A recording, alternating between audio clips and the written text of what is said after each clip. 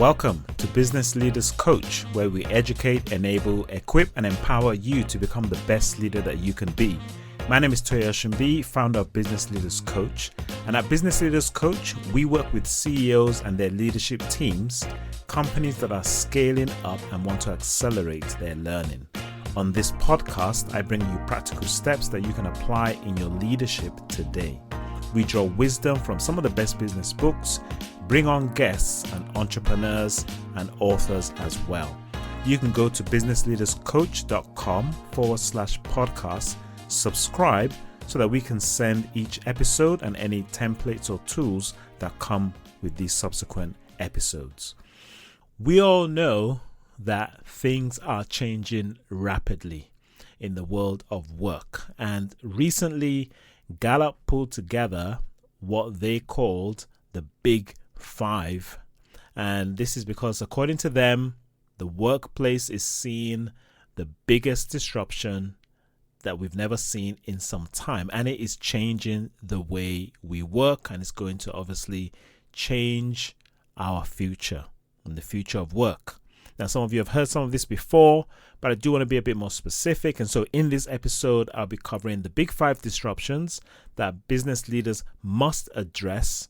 And I'm going to give you some tips of what you can do as a business leader. So we know some of these things already. It's not a surprise.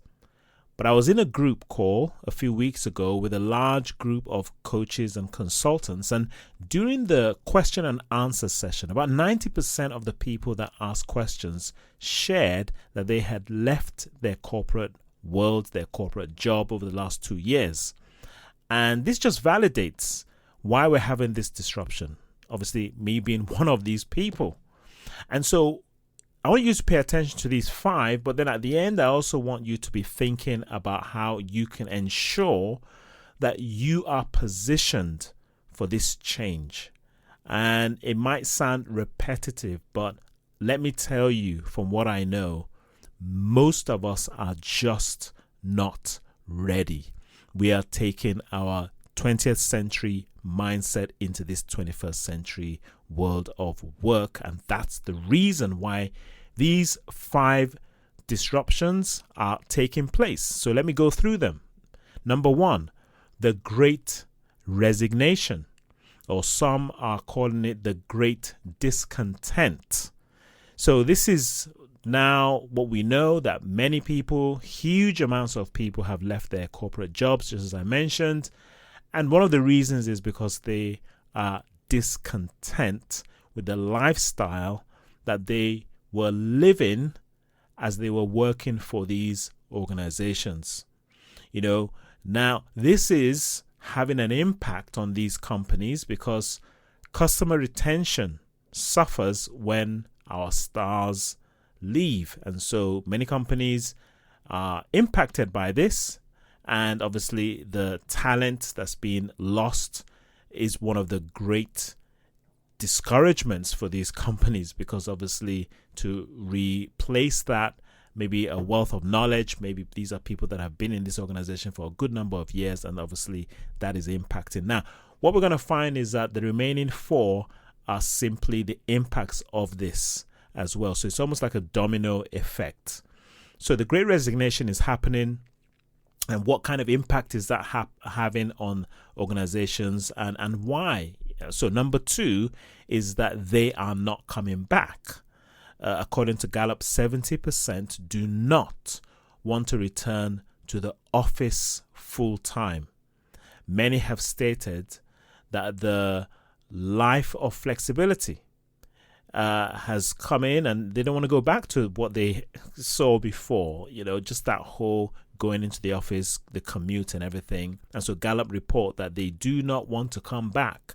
And so part of this Great Resignation is happening, especially when some companies are still trying to insist that people come back full time, or they're trying to stagger it, in terms of, by maybe next year, things should go back to normal. And what they're not realizing is that the world has changed. You have to now accommodate. There's some organizations that have been forward thinking and have actually started to accommodate for this. I think I've mentioned this on other episodes, but it's something for us all just to bear in mind. We now have to start thinking about how we live in this hybrid world. That's number 2. Now, number 3 is well-being and the obligation for employers. So what's happened is we know that this became a big area of concern. Well-being, it became a big area of concern. I remember having a conversation in 2019 with some HR managers, and we were trying to pull together a training session to highlight the importance of well-being. And one of the conversations that we were having was, how do we convince management to see this seriously? I remember that, right? Now, let me just give you some statistics to validate why we were having that conversation, what has happened during the pandemic, and then what we are now seeing, why this is now an important area to still address. So remember what I said, 2019. Okay. So we now know specifically, during the pandemic, things changed. But before the pandemic, actually, this took place during the pandemic, but Jim Harter, he did some research, and on this, he found that in 2019, right, when people were asked, my organization cares about my overall well-being, strongly agree got a 29%. Okay, that means 29% of all the organizations that he polled gave strongly agree to the statement, my organization cares about my overall well-being. In 2020, it went up to 49%. In fact, that was the peak in 2020. But it now, in 2022, while I'm recording this, it has gone down to 24%. So this is obviously telling us something, isn't it? It shows that well-being is not on the radar as it was 2 years ago. And therefore, this is leading to number 4, which is burnout and stress. Many workers are reporting mental health challenges, just the general lifestyle of managing all that's going on, the overwhelm, the overload is leading to burnout and stress. And so again, you can see this would be one of the other reasons why it's leading to the Great Resignation. And so number 5 overall is the relationship between the employer and the employee has changed. Before, in many cases, it was almost seen as a parent-child kind of relationship. But now Gallup are reporting that companies that are aware of this are also aware that they now need to have an adult-to-adult relationship if they want to retain these people. For me, I am so excited about this because it simply validates all that I've been saying. The role of the CEO, the business owner, and the senior executive has now changed. So as I wrap up on this podcast, I'm going to give you some specific areas that I will expound on moving forward. And as I bring on some guests, I'm sure we'll be talking about this. There is a plan to have more guests moving forward. But these are a few things that I think as you're listening to this and you're thinking, so what do I do? Especially if I'm speaking to you, the business owner, there are a few things that you're going to have to really begin to adopt as a mindset. Number 1, vulnerability, a willingness to be transparent and to be honest about how you're really feeling about things. Like this adult to adult relationship demands no longer the two this is what I think, and I have to cover some of these things up for my people, for my team. That needs to change. You're dealing with adults, tell them the truth, let them engage, and also bring in suggestions.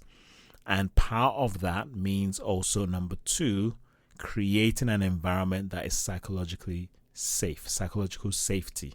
Encourage your team members to speak their thoughts in the room, not to have the meeting after the meeting.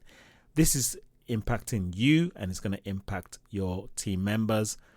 I'm in a group where I'm realizing that this is something that I have to put into practice, creating a safe environment where people can challenge the status quo, bring their thinking in the room, not have it outside or after the meeting. And this leads to another character quality that's demanded from you, which is humility, a knowing that you don't have all the answers. Just coming in with that, I'm no longer the person who has all the answers, if that was your thinking.